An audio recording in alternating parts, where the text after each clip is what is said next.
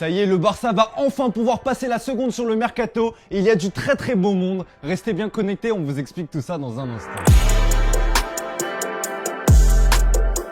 Bonjour à toutes et à tous et bienvenue dans ce nouveau JT Foot Mercato. Jusqu'à présent, le Barça se contentait de multiplier les pistes sans jamais agir. Mais ça va changer puisque les Blaugrana vont enregistrer leur première grosse vente. Et oui, le FC Barcelone va prochainement enregistrer une grosse rentrée d'argent avec la vente de Frenkie de Jong à Manchester United. Le départ du Néerlandais est imminent. D'après Sport, les deux clubs sont en passe de tomber d'accord sur une opération avoisinant les 80 millions d'euros, sur le montant auquel voulait se rapprocher le club catalan qui avait déboursé 85 millions d'euros pour l'arracher à l'Ajax en 2019. Selon le quotidien espagnol, Manchester United a bon espoir de voir le dossier être bouclé avant le 30 juin. Le club mancunien s'est déjà entendu avec l'international orange sur les termes d'un contrat de 5 ans. Ne reste qu'à régler la question du salaire. Ce chèque va faire beaucoup de bien aux caisses du Barça qui va enfin pouvoir passer à l'action dans ses dossiers prioritaires. Ça fait maintenant de longues semaines qu'on vous en parle et ça pourrait enfin se faire. Robert Lewandowski est resté fidèle à sa ligne de conduite, à savoir un départ au Barça et uniquement au Barça. Le Polonais est déterminé et serait même prêt à sécher la reprise pour forcer son départ. Mais l'intéressé ne sera peut-être pas obligé d'en arriver là puisque selon Sport, les dirigeants du club coulé vont présenter une nouvelle offre de 40 millions d'euros au Bayern de Munich. On se rapproche donc des 50 millions d'euros demandés par le club bavarois. Mais d'après Sky Germany, ces derniers demanderaient désormais 60 millions d'euros.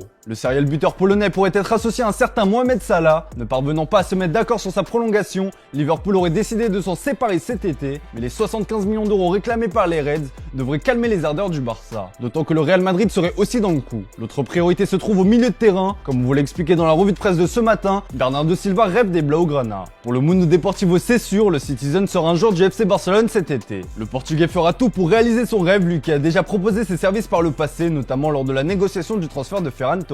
Bon, on pourrait penser avec toutes ces pistes XXL que les problèmes financiers du Barça sont derrière eux, mais non, ils visent aussi des joueurs à moindre coût.